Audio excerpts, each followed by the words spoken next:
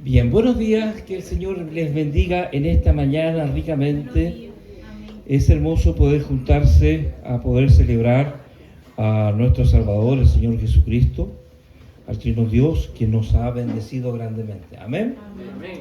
Sean todos bienvenidos a la casa del Señor. Esta mañana es un día que todo el mundo está celebrando, en el sentido de que empieza lo que nosotros hemos llamado, o el mundo ha llamado, Semana Santa. Por lo tanto, hoy día todo el mundo hace parar un poco las actividades diarias y empieza una especie de catarsis, digo, espiritual en algunos, y empiezan a pensar en la divinidad. Nosotros como hijos del Señor debemos decir que todos los días son santos. No tenemos Semana Santa, todos los días santos, porque el Señor es santo. Por lo tanto, somos sus hijos y vivimos bajo esa mirada. En esta mañana vamos a tratar de aprender algunas verdades de esta Semana Santa. Y quizás el pasaje que más nosotros podemos recordar es cuando el Señor, habiendo ya predicado, habiendo estado con sus discípulos por más de 3 años y medio, empieza su camino hacia la cruz. Y la Biblia nos refleja a través de los evangelios y nos habla y nos dice que el Señor Jesús entra a la ciudad de Jerusalén. Y esto está en el Evangelio de Juan. Les invito a los que tengan Biblia, si no los demás escuchan, en el capítulo 12 y del verso 12 hasta el 16.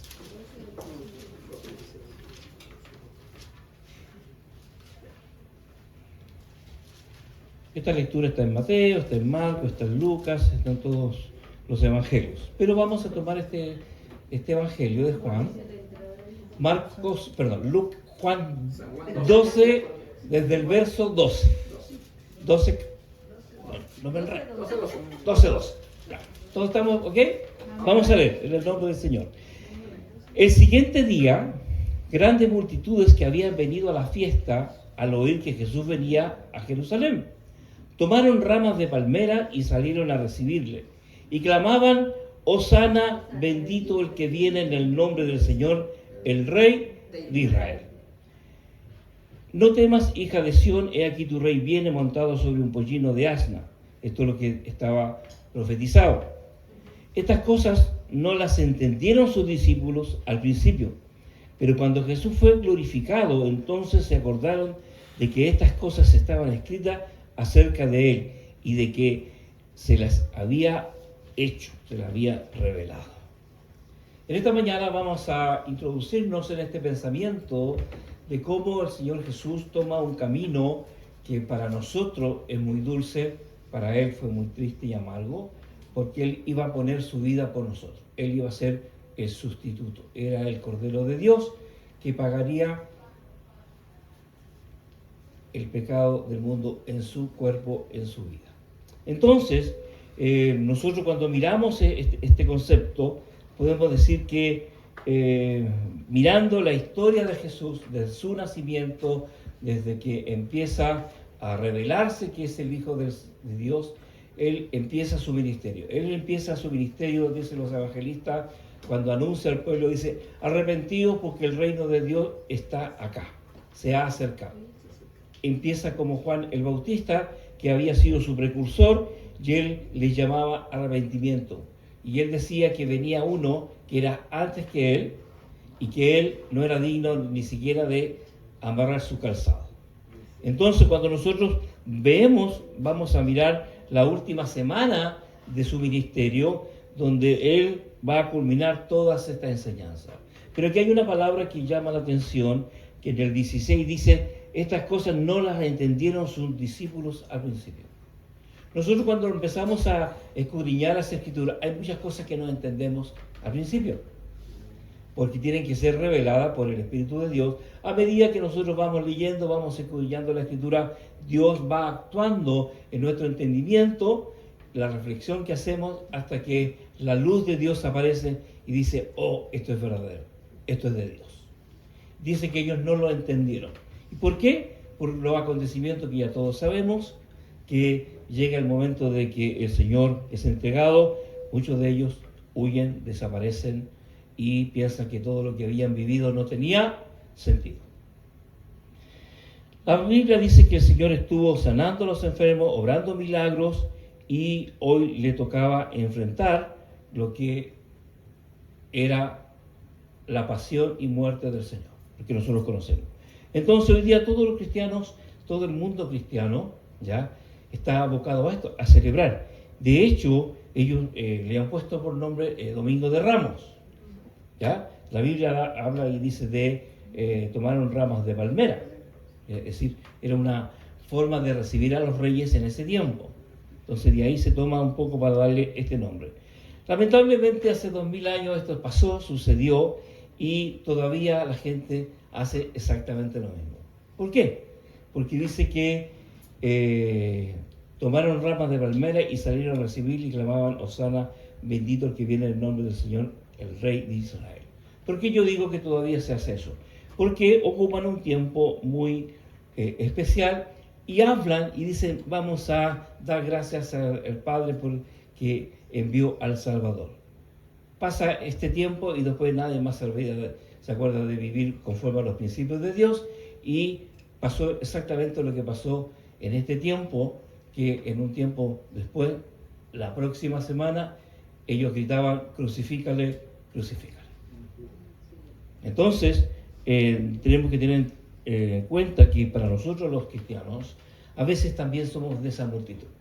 Venimos a los cultos, venimos a adorar al Señor, decimos Hosana, Hosana, y a la próxima semana se me olvida lo que yo dije. ¿Ya? Y esa es una llamada de atención a todos, porque todos somos iguales, todos hacemos lo mismo. No hay una gran diferencia entre nosotros. Es decir, yo ministro, soy hijo del Señor, usted es hijo del Señor, y la única diferencia entre usted y yo es la tarea. Nada más, asignada por Dios. Pero ante Dios somos todos iguales. ¿Amén? Amén. Amén. Entonces, teniendo eso en claro, dice que ellos no comprendían lo que el Señor les quería enseñar. Entonces, a través de esta lectura vamos a tratar de esbozar 3 verdades para que nosotros podamos entender cuán importante fue esta fiesta. Si bien es cierto, nosotros no somos judíos, sino que somos gentiles, no tenemos una clara visión de lo que significaba vivir en el pueblo judío, como ellos tenían sus tradiciones, como ellos tenían sus leyes, que para nosotros hoy día debería ser casi imposible replicarlas. Imagínense que un día de esto yo diga: ¿sabe qué? Vamos a adorar al Señor y nos vamos a arrepentir, y necesitamos que cada uno traiga una ofrenda por su pecado. Y en la Biblia está la lista: entre las cabras y las ovejas había que traer un animal para ofrecer sacrificio por su pecado. ¿Qué diría usted? Lo primero que yo diría: ¿de dónde saco una oveja? Segundo, está muy cara. 40.000 pesos una oveja, es mucha plata. Y tercero, ¿qué hacemos con 40 ovejas aquí, 50 ovejas? Aún tendríamos que hacer un corral y mandar al pastor Felipe a cuidarla. ¿Ya? Es de pastor. Entonces, si uno lo miraba bajo esa visión, es totalmente equívoca conforme a lo que estaba acá. Y es por eso que la primera enseñanza que encontramos es que el tiempo que ellos se iban a juntar, el pueblo se juntaba, lo que dice el verso 12, el siguiente día, gran multitud que había venido a la fiesta, al oír que Jesús venía a Jerusalén, ellos se dieron cuenta de que venía Jesús, el que habían escuchado. Su fama se había corrido y mucha gente le seguía. Pero ellos venían ¿a qué cosa? A celebrar la fiesta judía, la Pascua. Y la Pascua judía tiene mucha relación con la salvación de los hombres, porque Jesús iba a ser el Cordero Pascual de este tiempo, de ese tiempo, y no iba a ser un animal como una oveja, sino que él mismo iba a ser el Cordero Pascual. Entonces, cuando vemos eso, siempre encontramos en la Biblia que hay mucha multitud, mucha gente escuchando, mucha gente siguiendo estas fiestas, y por lo tanto era un día especial para ellos. Nosotros los cristianos decimos que cada domingo es un día especial para nosotros. ¿Por qué? Porque venimos a una fiesta de amor, una fiesta de de agradecimiento, de decirle al Señor, gracias por tu amor, gracias por tu misericordia, gracias por lo que tú haces conmigo cada día. Y no tomas en cuenta mi maldad. Porque somos malos, ¿o no? Sí, siempre hay una visión hacia la maldad. Si bien es cierto, si usted lo toma psicológicamente, entre un delincuente y una persona común y silvestre, un ciudadano común que no ha hecho nada, que trabaja, que tiene familia, que hace todo bien, diríamos que él es una persona buena, pero estamos mirando bajo la mirada espiritual, como nosotros somos delante de no solamente los hombres, sino delante de Dios. Cuando nosotros miramos la palabra Pascua, por muchos años yo recuerdo que en Chile por lo menos se mandaban tarjetas con este vocablo expreso, se decía Felices Pascua y próspero Año Nuevo. No sé si en Colombia, en Venezuela también se decía. Entonces yo crecí con este concepto de la Pascua y de ahí entendíamos que la Pascua era Navidad, algo de eso. Y no sé si tiene alguna razón el pan de Pascua, pero tiene que ver un poco con ese concepto. Y en todo caso a los chilenos les gusta el pan de Pascua. Yo no sé si allá lo hacen, pero... ¿Ah? El viejito pascuero. El viejito pascuero. Y en esta última temporada que yo empecé a criar hijos, aparecieron los famosos conejos ya de Pascua y otra tradición. Y los niños no entienden nada. Lo único que entienden, ¿qué cosa? Que existe la posibilidad que se llenen de chocolate. ¿Sí o no? Entonces los padres tampoco son, no entienden nada, igual le compran, porque el chico le va a exigir, porque todo exige. Recuerdo que los míos también pedían los huevos de Pascua. Entonces ahí teníamos una lucha entre enseñar lo que significaba, pero la mamá, muy piadosa ella, igual les tenía algo que no era un huevito, pero un chocolate. Aquí no tenemos problema. Bueno, la palabra Pascua significa pasar sobre. También se habla de salvar, protección.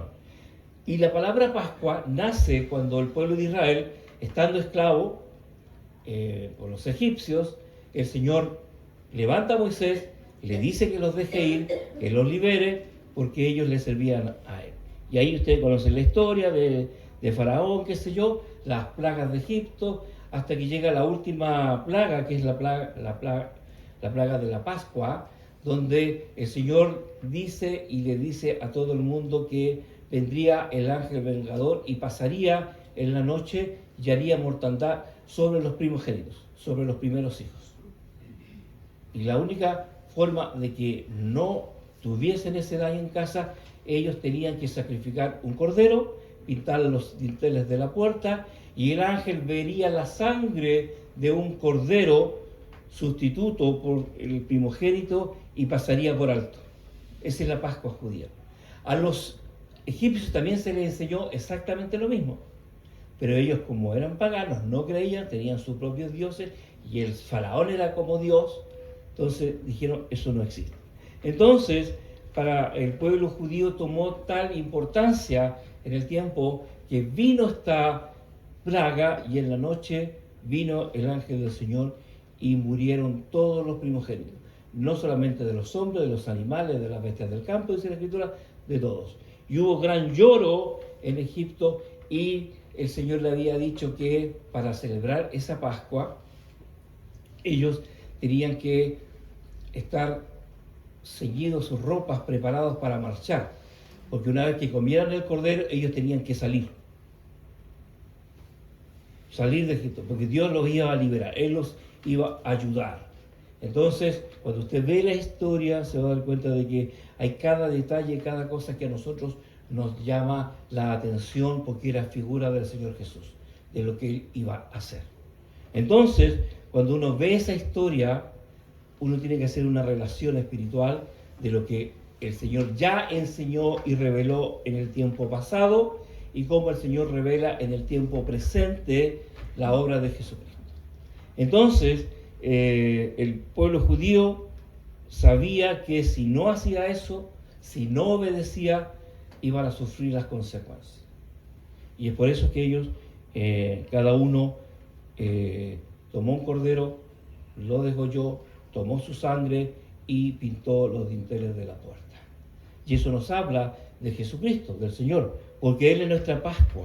Él fue sacrificado por nosotros. ¿Por qué? Porque un día el Señor tomará venganza de todos los impíos, de todos los que no han creído, de todos los que siguen resistiendo el amor de Cristo, el amor de Dios. Eso se resiste. Porque yo escucho de muchas personas, yo creo en Dios, pero ¿por qué yo le tengo que poner un nombre? ¿Por qué yo tengo que decir, se llama Jesús? Y te ponen el nombre de su deidad, de lo que ellos creen, y en realidad lo que ellos hacen no es reconocer que Dios es el creador de todos nosotros. Y bajo esa mirada uno puede ver que esta Pascua judía iba a ayudar al pueblo a ser liberado. Y si uno lee la historia, este cordero fue especialmente dado a cada uno de los judíos que estaba en ese tiempo. Cuando la palabra dice que Jesucristo es nuestra Pascua, está diciendo que Jesús se entregó por cada uno de todo el mundo. Cada persona está representada en esta muerte, porque es una muerte sustituta. Entonces los que hoy día están escuchando por primera vez el Evangelio o están dando sus primeros pasos en escuchar el Evangelio de Jesucristo, uno tiene que decirle, Jesucristo es tu Pascua. Él murió para que tú no murieras. Él murió porque quiso perdonar tu pecado pasado, presente y futuro. Si crees en Él, le recibes en tu corazón y le sigues, eres salvo. Lo mismo pasó allá. Si creían, hacían esto, pasaban el pecado y eran salvos. Entonces, cuando nosotros vemos esta historia, necesariamente necesitamos comparar el Cordero Pascual original y el Cordero Pascual que es Jesús. Y por eso la Biblia nos ayuda a mirar este concepto. En el libro del Éxodo, voy a leer solamente los versículos porque no perdamos tiempo, dice lo siguiente: el animal será sin defecto, macho de un año, lo tomaréis de las ovejas o de las cabras, y iba a ser apartado especialmente para el día del sacrificio. Eso dice la Biblia. Eso era el orden que ellos tenían que hacer. Entonces, cuando nosotros miramos esto, vamos a ver que este sacrificio tenía que ser un cordero especial. Que dice, sin defecto, de un año, y este cordero iba a ser apartado para morir, en la plenitud de su vida. No era un lechoncito, no era un corderito pequeño, era un cordero formado y muy saludable, muy fuerte. Entonces, a veces nosotros tenemos la tendencia de aminorar la vida del Señor Jesucristo. ¿En qué sentido? Que lo miramos como hombre, porque Él era perfectamente hombre y perfectamente Dios, y no atesoramos su persona. Si el gran problema hoy día de la humanidad, que el humanismo ha avanzado tanto que se atreve a decir que Dios ha muerto, como dijo Nietzsche, los grandes pensadores del siglo XVIII. Entonces nosotros podemos decir, oye, ¿cuánto la gente aprecia al Señor en Semana Santa? Y ahí aparece el versículo 16, estas cosas no las entendieron. No las entendieron los discípulos y mucha gente todavía no lo logra entender. Porque todos los años se están celebrando la Pascua, todos los años están celebrando la entrada triunfal, todos los años están y hablan y miran a Jesús como el Cordero, pero no lo reconocen como Dios y Señor de sus vidas. Ahí está la diferencia. Y yo reconozco a Jesús como mi Salvador y el Señor de mi vida. Y cuando hablo de señorío de Cristo, ahí se produce ese gran problema de que el hombre quiere seguir siendo Señor. Y cuando hablo de señorío, significa que yo reconozco en Él que Él es el Salvador, que Él es mi Señor, el que murió por mí. Y Él resucitó y Él me ha prometido resucitarme en el día postrero. Entonces, cuando uno ve a la obra de Jesucristo, dice que el Señor tenía como 30 años, lo dice Lucas, cuando comenzó su ministerio. Y Él estaba en la flor de su vida. Los cánones judíos para ser maestro tenía que tener 30 años. Y tenía que tener discípulos que le siguieran. para poder enseñar. Y eso por eso el Señor lo empezaron a observar, a mirar si de verdad era un maestro falso, era un maestro verdadero. Y el Señor tuvo muchos discípulos y que le seguían. El cordero debía ser sin mancha, sin ningún falla de salud, que tuviese piojo, que tuviese una pata rota, no, inmaculado, decía perfectamente, es decir, de alto valor. El Señor fue sin mancha, inmaculado, perfecto, ni una falla se encontró en Él, ni un pecado estuvo en Él. Él era justo y Él era acepto por el Padre. ¿Cómo sabemos eso? Cuando nosotros vemos el día que el Señor Jesús es bautizado. Las Escrituras aseguran y dicen que el Señor desciende a las aguas y el Espíritu Santo desciende sobre Él en forma corporal de una paloma, y de ahí se han tejido muchas historias, y la voz del cielo, se abre los cielos y se escucha la voz que decía: Él es mi Hijo amado, en Él tengo toda complacencia, a Él oí. Este es el mensaje. El mismo Padre atestiguó que Jesús era el Cordero sin mancha, sin tacha, perfecto. Por lo tanto, Él iba a ser el Cordero que iba a quitar el pecado del mundo. La Biblia nos dice que en Primera de Pedro, el apóstol escribe y dice: pues ya sabéis que fuisteis rescatados de vuestra vana manera de vivir, la cual recibisteis de vuestros padres. Estamos hablando de nuestra humanidad pecaminosa. No con cosas corruptibles como oro o plata, sino con la sangre preciosa de Cristo, como de un cordero sin mancha y sin contaminación. Aquí el apóstol está hablando que nosotros fuimos rescatados de esta forma, sin Dios, no por dinero, no por plata, sino que por la sangre preciosa de Jesucristo que Él derramó en la cruz del Calvario. Entonces yo al mirar este pasaje tengo que entender y comprender que lo que Él hizo yo no lo podía hacer. Es imposible yo hacer algo para congraciarme con el Dios de la gloria. Y aquí habla de no cosas que son corruptibles, como el oro y la plata, que se corrompen. Pero dice que nosotros tenemos esta acción de Dios, que Él fue un cordero sin mancha y contaminación. Por lo tanto, yo voy a aceptar esta analogía del Cordero Pascual de los judíos y este Cordero Pascual para nosotros, porque este Cordero Pascual es para nosotros, no es para los judíos, ya lo tuvieron ellos. Ya fueron liberados. Este es el Cordero Pascual del mundo. Por eso Juan dijo: he aquí el Cordero de Dios que quita el pecado del mundo. Entonces, bajo ese ministerio, el Señor trabaja, predica el Evangelio del Reino. Y cuando nosotros hablamos del Evangelio del Reino, ¿cuál es el Evangelio del Reino? Es la buena noticia, que hay perdón para todos los pecadores de este mundo, a través de Jesucristo. Esa es el Evangelio de Cristo, que hay perdón, que Dios quiere ser misericordioso, que Él no se alegra en la muerte del impío, al contrario, Él sufre. Él no quiere la muerte de los impíos, dice la palabra de Dios. Quiere que todo el mundo se arrepiente y vengan a este perdón espiritual que está entre el intelecto y el corazón. El intelecto lo lee, pero no lo acepta, no lo baja. Pero si yo lo observo y lo bajo a mi corazón, yo digo: Señor, sálvame. Señor, perdóname. Y eso fue lo que cada uno de nosotros ha hecho cuando llegó a los pies de Cristo. Y cuando me tocó a mí a tomar esa decisión, mis ojos fueron abiertos. Y yo dije esto: Señor, perdóname. Soy un hombre impío. Soy un hombre que vuelvo atrás. Soy un hombre que tiene muchas fallas.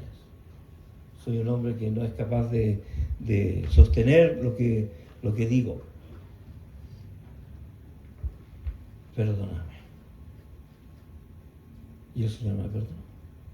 Justificados pues por la fe tenemos paz para con Dios, dice el libro de Romanos. Y ese fue el momento de que yo entendí y acepté este Cordero Pascual para mi vida. Que Él estaba siendo entregado por mi pecado. La palabra sin mancha se refiere a un estado moral, espiritual, irreprensible. Muchos hombres trataron de hacerle trampas al Señor para que juzgara ciertas situaciones, para ver si Él se equivocaba, a ver si Él estaba teniendo una ideología distinta a la ideología del Antiguo Testamento. Y el Señor muchas veces respondió y otras veces cayó. Y cuando le tocó responder, Él dijo: el que esté libre de pecado, tire la primera piedra. A veces nosotros somos buenos para juzgar y se nos olvida que estamos sujetos a esta condición de ser pecaminoso en esencia, pero el Señor nos ha libertado y nos ha dado libertad. Por eso cuando uno mira esta historia, lo que se dice de Moisés, que fue un gran estadista, el gran libertador del Antiguo Testamento, y se dice de Moisés, voy a leer en el libro de los Hechos, dice: a este Moisés a quien habían rechazado, diciendo: ¿quién te ha puesto por gobernante y juez? A este lo envió Dios como gobernante y libertador por mano del ángel que se le apareció en la zarza. Es decir, Moisés no es que un día se le ocurrió pensar que él podía ser un gran libertador, sino que Dios se le aparece en la zarza, hay una revelación y él pone todas las excusas por habido y por haber, que no era capaz, y el Señor dice: yo estoy contigo, mi mano estará sobre ti, de todos tus dichos, todos sus hechos serán de parte de mi boca, tú serás mi vocero. Y fue tanto la insistencia que tuvo que el Señor ceder y pone a su hermano como vocero, como sumo sacerdote. Cuando nosotros hablamos del Señor Jesucristo como libertador, Juan dice: Jesús le respondió: de cierto os digo que todo aquel que hace pecado, esclavo es del pecado. Y el esclavo no queda en la casa para siempre, el Hijo sí queda para siempre. Así que si el Hijo os libertare, seréis verdaderamente libres. Este es uno de los textos más conocidos. Si el Hijo os libertare, seréis verdaderamente libres. Pero el contexto que está hablando Juan le está diciendo a los judíos que estaban con él, que eran los sumos sacerdotes, que eran los escribas, los que llevaban la palabra de enseñanza, y le decía: el que hace pecado, esclavo del pecado. Pero el Hijo no queda bajo sujeto, sino que es libre, porque la libertad es de Dios. Y esto es un concepto espiritual que la gente hoy día todavía no logra entender y comprender. ¿Por qué? Porque ellos siguen pensando que uno tiene que hacer obras buenas para salvación, obras que a Dios le agraden. Nosotros normalmente tenemos esta tendencia. Yo fui a pintar una casa, a la casa de mi hija. Y cuando me preguntan: oye, qué linda casa, ¿quién la pintó? Yo. Pero tuvo mi esposa, mi hijo, mi hija, el yerno, estaban todos pintando. ¿Pero qué digo yo? Yo la pinté. Me arrojo algo que le pertenece a todos. Y esa es la tendencia natural. Si bien es cierto, yo pinté el 99% de la casa, les dejé el 5% a los demás, pero la obra fue terminada. Entonces yo puse un letrero: maestro pintor, llamar al número tanto. No me llamó nadie, porque todos saben que pintar esa casa es trabajo duro. Entonces, ¿qué digo con esto? Tenemos esa mirada egoísta en nosotros de arrojarnos todo. Entonces, la Biblia dice que la sangre del cordero tenía que ser puesta en los dinteles de la puerta. Y usted dice: pero ¿por qué no lo puso por el lado? ¿Por qué no lo puso arriba del techo? No sé. ¿Por qué tiene que ser los dinteles de la puerta? Entonces, cuando uno mira en el Éxodo, dice: tomarás de la sangre y la pondrás en los dos postes y en el dintel de la casa en la que han de comer. ¿Qué significa eso? Las puertas tienen un estado que es para salir y para entrar. Cuando el Señor habla de la puerta en los evangelios, dice: yo soy la puerta, el que por mí entrare será salvo. Eso dice la Escritura. Y también habla en Juan, en el capítulo 10, de el redil de las ovejas, dice, muchos no entran por la puerta, sino que saltan por el corral y ellos son los ladrones. No es el pastor nunca va a entrar, se va a saltar la reja.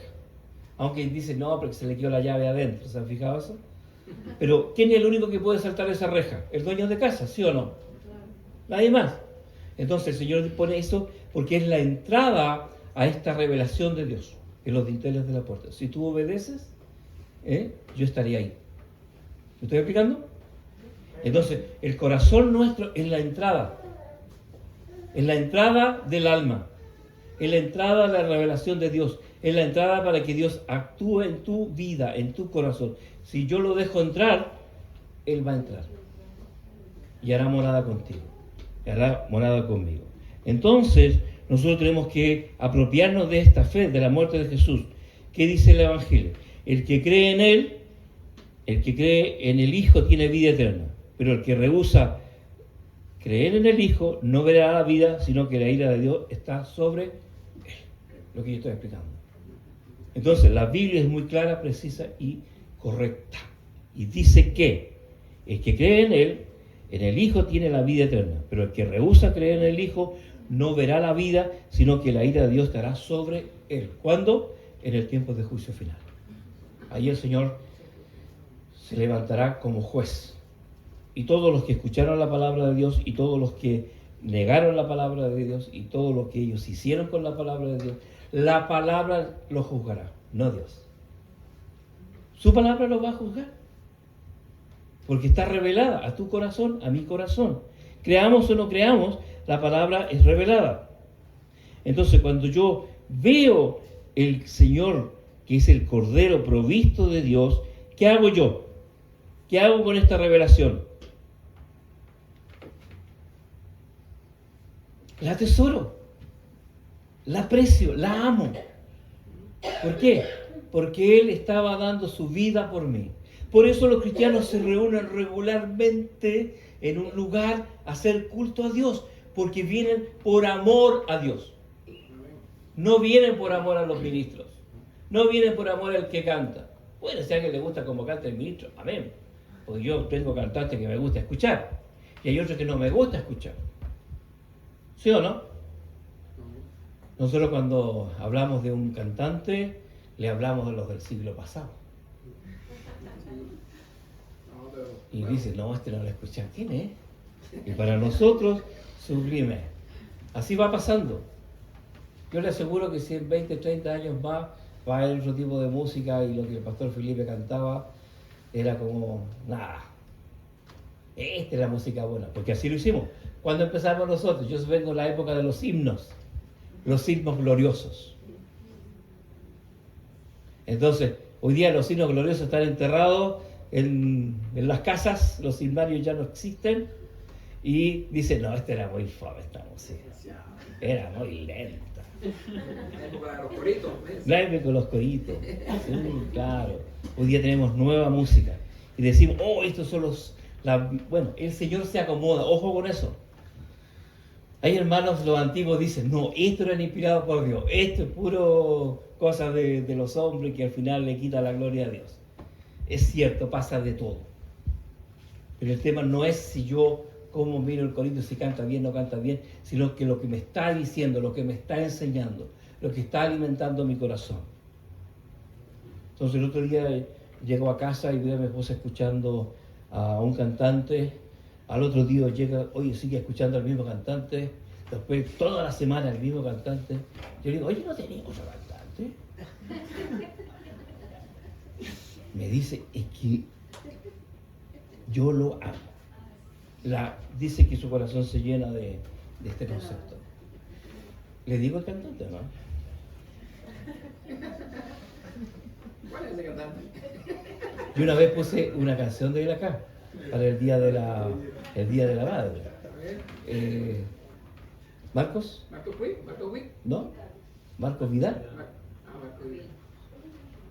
¿Conoces a Marcos Vidal? Ya, la próxima semana, canción de Marcos Vidal. No. No era Marcos Vidal, es otro. Marco Barrientos es de los buenos, ese es de los buenos. Ya, veamos otra vez, volvamos otra vez. Marco Antonio Solís. Ese es de los malos. Veamos la segunda enseñanza. La primera era la Pascua. Veamos la segunda. La segunda enseñanza la encontramos cuando las personas que fueron a ver a Jesús empezaron a vociferar y a gritar. ¿Qué cosa gritaban? Osana. Osana. Oiga, este es un concepto muy fuerte, muy especial. Para nosotros es muy especial. Para ellos era el cumplimiento de las profecías que habían escuchado. Que un día vendría el Rey, el Salvador, y los salvaría. Y ellos dijeron Osana, que significa salva ahora. ¿Qué pasó en este encuentro? Venía el Señor, venía montado en un burrito, le reconocieron, el Espíritu de Dios actúa ahí, le reconocieron como el Salvador y le dijeron, Señor, llegaste. Voy a tomarme la libertad de crear la historia. Señor, ahí le dice, mira, ahí viene el Rey, lo que dicen los salmos, viene el Señor. Digámoslo que nos ayude ahora, tenemos el yugo romano, que nos salve ahora. Eso significa Osana.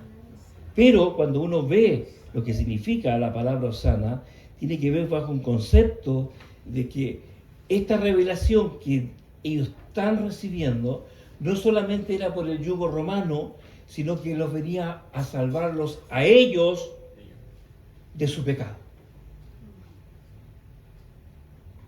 Que ya no tendrían que volver a sacrificar un cordero porque Él iba a ser el cordero. Entonces nosotros tenemos que entender que cuando Jesús apareció, ellos estaban citando el Salmo 118, del verso 25-26, dice, oh Jehová, sálvanos ahora. Te ruego, Jehová, que no nos hagas prosperar, sino que seas bendito tú, el que viene en el nombre del Señor, porque a tu casa bendeciremos. Eso es lo que dice el Salmo. Entonces ellos estaban contentos, agradecidos por lo que estaban viendo. Pero ¿qué pasaba? No solamente ellos estaban diciendo, sálvanos Señor, sino que ellos estaban esperando a este rey. Cuando uno espera un rey, ¿qué es lo que espera? Que sea complaciente, que nos ayude. Nosotros no hemos tenido este privilegio de tener un rey, ¿cierto? Tenemos presidente. Pero ¿qué sucede cada vez que hay una elección política y aparece un nuevo presidente? Hay un sector del mundo del país dice, él nos va a ayudar.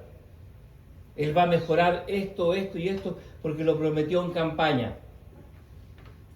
Y hay otro sector de la ciudad que dice, este no va a hacer nada, que es la oposición, le vamos a hacer la vida imposible para que nos reelijan a nosotros 4 años más. A eso se dedican estos reyes de la tierra. Pero el rey de gloria era un salvador que no venía a cumplir anhelos políticos. Él venía a cumplir los anhelos de cada uno de ellos cuando ellos ofrecían, ¿qué cosa? Un cordero. Nosotros nos quedamos con estos conceptos tan sociales hoy día. Querido, el Señor vino a salvar tu vida, tu alma, no tu economía. No te dijo, yo te voy a convertir en un gallo próspero y vas a tener todas las comodidades que necesitas. Solo pídemelo. No pasa por ahí. Él prospera nuestra alma y también nos prospera. La palabra de prosperidad para nosotros hoy día está tan confundida, está tan mal, está manipulada, que tiene que ver con todo el concepto de necesidades básicas. Mal concebidas. Entonces cuando yo le pregunto, ¿cómo le está yendo, hermano? Bien, me dice, bien, tengo trabajo, estoy contento, perfecto. ¿Cuánto está ganando? No, el mínimo nomás. No, en este país pagan el mínimo y menos. Y yo que digo, ¿es verdad? Porque mira, a mí me va a ganar el mismo. ¿Ya? Yo un poquito más. Unos bonos por ahí que te aparecen. Qué sé yo. Pero si yo no entiendo el concepto de Dios, yo me voy a quejar siempre. Pero el Señor me prospera o no. Por supuesto, tengo para los gastos básicos que yo necesito. El Señor sabe lo que yo necesito. ¿Sabía usted eso? Que el Señor sabe lo que usted necesita. Y a veces yo quiero más. Y el Señor dice, tranquilo. El amor al dinero es el mal de todos los hombres. Porque cambiamos a Dios. Al Dios del dinero. Entonces, ellos no entendían este concepto, ellos querían que fueran liberados del yugo romano, que volviese la gloria del Antiguo Testamento, que hubiese profetas, que hubiese libertad. Pero el Señor venía a lo más importante, a cumplir la profecía que el Cordero de Dios quitaría el pecado del mundo. Querido, para nosotros el Señor ya ha sido sacrificado. Él es nuestra Pascua, Él que pagó en la cruz del Calvario mi pecado pasado, presente y futuro. Solo que estoy esperando su regreso, su venida, que viene a buscar a los suyos, a los que hemos creído. Y no por un concepto de creernos mayor que los otros, sino que es revelación de Dios. No es una revelación humana, que el Señor un día vendría por su iglesia. Y la palabra iglesia significa grupo de personas que se reúnen a. Santos apartados para. Son conceptos de Dios. Entonces, bajo esas palabras, nosotros tenemos que entender quién es Jesús, quién es el Señor. El Evangelio de Juan es un evangelio que presenta a Jesús como el Hijo de Dios. Las cartas que escribe Juan en la continuidad después de la resurrección del Señor. En 1 de Juan 4:14 dice, y nosotros hemos visto, él es testigo, y testificamos que el Padre ha enviado al Hijo, el Salvador del mundo. Eso es. Entonces cuando aparece el Señor, el apóstol escribe y dice, somos testigos y testificamos que el Padre ha enviado al Hijo, el Salvador del mundo. Entonces, no estamos esperando otro Señor. No estamos esperando otro Salvador. Ya vino. Y Él es el que está hablando todavía a través del Espíritu Santo al mundo, que nos convence de pecado, juicio y justicia. Entonces, el Señor quiere otra vez hablar en este tiempo a tu corazón, como hace 2000 años. El Señor, en su entrada triunfal, ellos profetizaron. Miren, fíjense ese concepto. Los que estaban viviendo sin querer, sin entender, ellos decían, Hosana, el que viene en el nombre bendito del Señor, el Rey de Israel.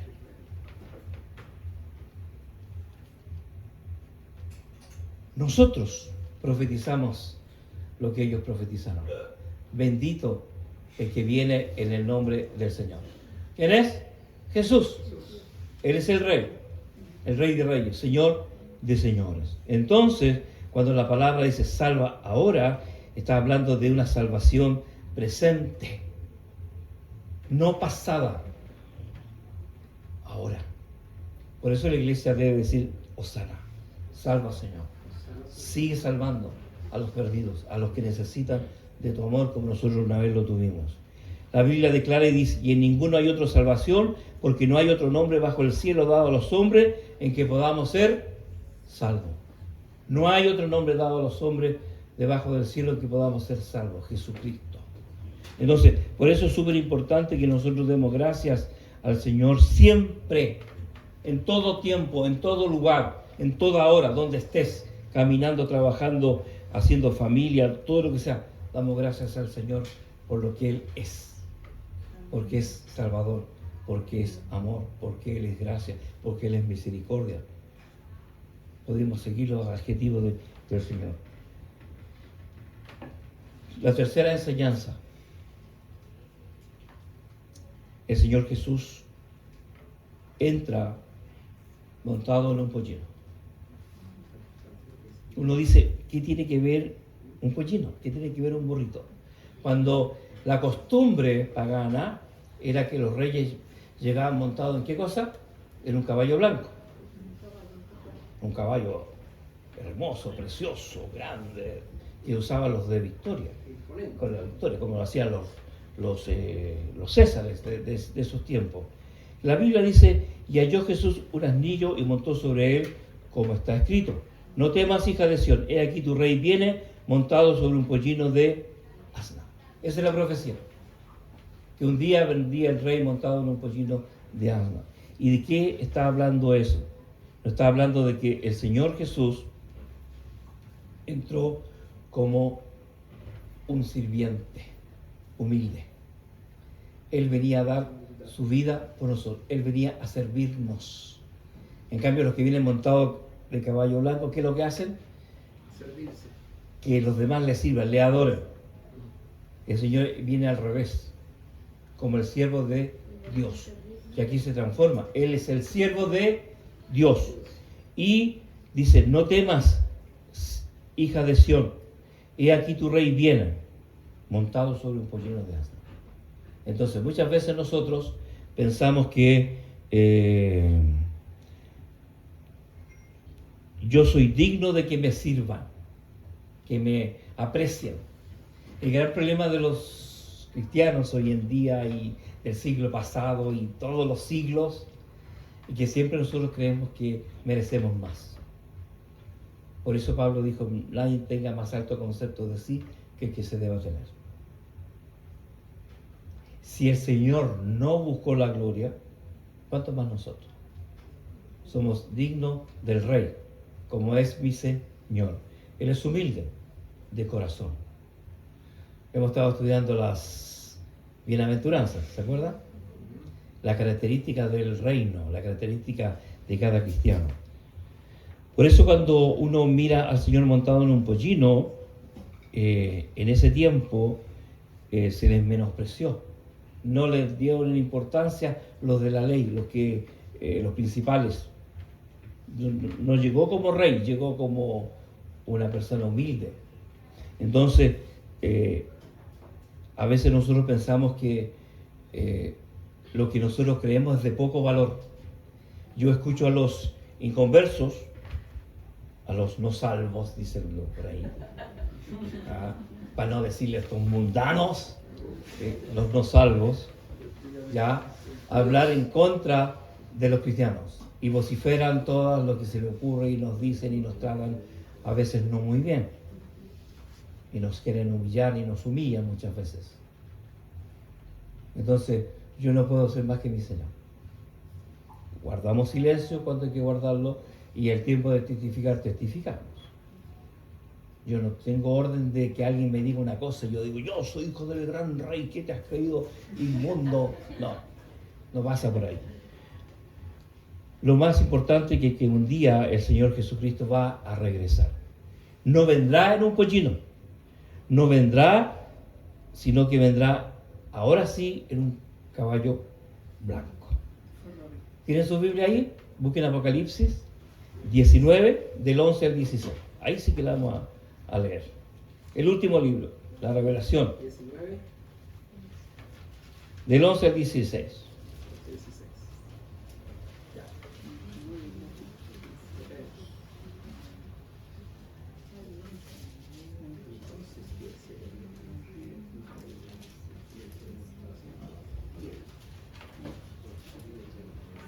Hay un subtítulo que le pone la Sociedad Bíblica para entender mejor. Dice, entonces vi el cielo abierto y he aquí un caballo blanco, y el que lo montaba se llamaba Fiel y Verdadero, y con justicia juzga y pelea. Sus ojos eran como llama de fuego, y había en su cabeza muchas diademas, y tenía un nombre escrito que ninguno conocía sino él mismo. Estaba vestido de una ropa teñida en sangre, y su nombre es el Verbo de Dios. Y los ejércitos celestiales vestidos de lino fino, finísimo, blanco y limpio, le seguían en caballos blancos. De su boca sale una espada aguda para herir con ella a las naciones, y él la regirá con vara de hierro. Y él pisa el lagar del vino del furor y de la ira del Dios Todopoderoso. y en su vestidura y en su muslo tiene escrito el nombre Rey de Reyes y Señor de Señores. Amén. Gloria al Señor por esto. Querido, así vendrá el Señor otra vez a nosotros. Así el Señor vendrá y se revelará. Y ya no vendrá en un pollino, sino que llegará con vestiduras blancas, y su nombre es fiel y verdadero, y con justicia juzga y pelea. Y Él hará justicia de todas las afrentas que Él fue, de todas las afrentas que nosotros sufrimos por el Señor. Entonces Él peleará por nosotros. Ese es nuestro Señor. Ese es el que entró en forma humilde, montado en un pollino de asna, en un burrito. Entonces, la pregunta es, ¿cómo yo celebro esta entrada triunfal? ¿Cómo yo la celebro? ¿Con gratitud? ¿Con desplicencia? ¿Con incredulidad? ¿Con esperanza? ¿Con expectativa? Fíjese que este mundo nos absorbe tanto que va quitando el valor de la Escritura a nuestra vida, a nuestros corazones. Porque nos ponemos religiosos.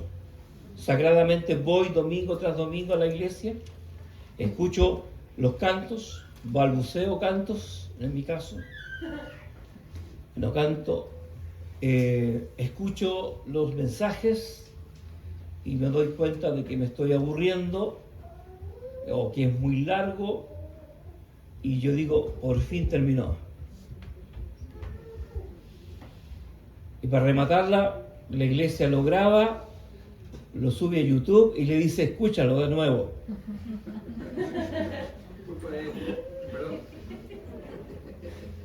Y uno dice, si no le entró por aquí, le entrará por la reja. De otra forma, me verán de otra forma. Los ministros los verán de otra forma.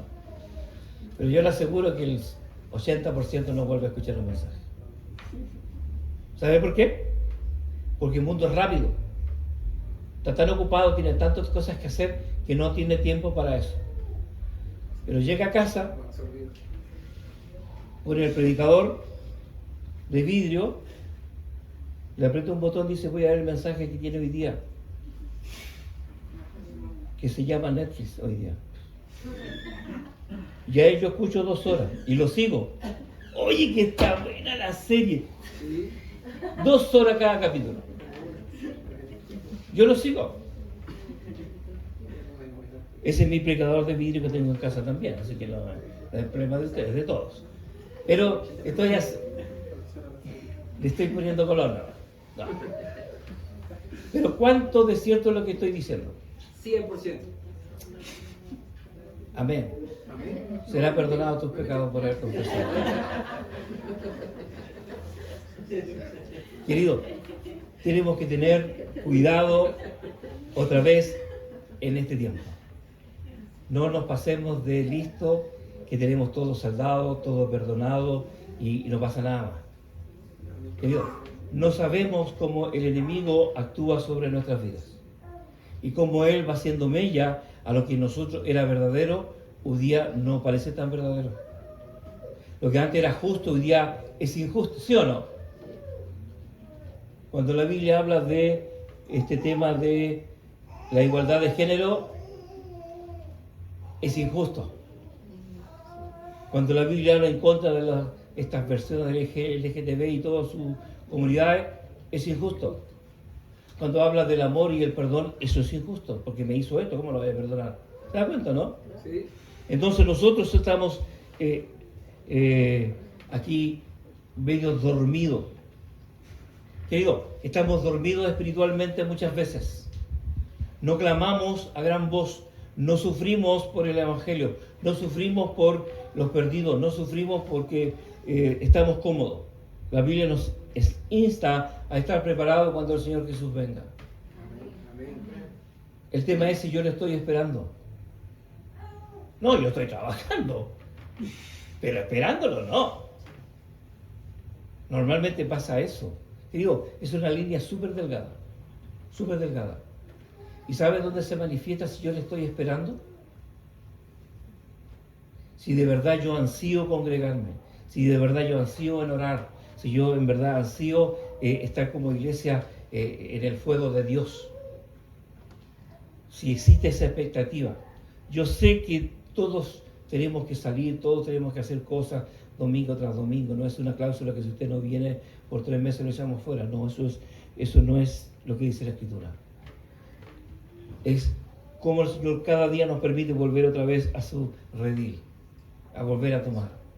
Entonces, eso es lo que tenemos que estar. Si hemos estado medio flojos espiritualmente y hemos estado decaídos, es parte de nuestro crecimiento. Pero ojo, no se salga del fuego, porque se enfría. Por eso la Biblia dice que cuando usted ve un fuego y ese llama o ese carbón se pone al lado, se apaga. Se entibia despacito hasta que se apaga. Pero nosotros necesitamos estar dentro del fuego. Con esto termino. He aquí, dice, viene en las nubes y todo ojo le verá. Y los que le traspasaron, todos los linajes de la tierra harán lamentación por él. Sí, amén. Yo soy el alfa y la omega, principio y fin, dice el Señor, el que es, que era y que ha de venir, el Todopoderoso. Ese es el mensaje final de la Escritura. Todo ojo lo verá. Y todo lo que le traspasaron, todos los linajes de la tierra harán lamentación por él. Yo soy el alfa y el omega, principio y fin, dice el Señor, el que es y era y el que ha de venir, el Todopoderoso. Querido, habrá un montón de gente que mirarán al que fue traspasado, Jesucristo, y se lamentarán. Pero no será el día de su salvación, será el día de su perdición. Pero nosotros esperamos su venida. Miramos al que fue traspasado y entendimos por qué fue traspasado. Entonces, en este día que empezamos Semana Santa, esta es la entrada triunfal que el Señor hizo para recordarnos de dónde Él nos tomó y poder mirar en la Escritura estas pequeñas lecciones y poder reflexionar y decir, Señor, Hosana. Ese debe ser nuestro canto. Salva, Señor. Protégenos, Señor. Sigue guardándonos. Amén. Amén.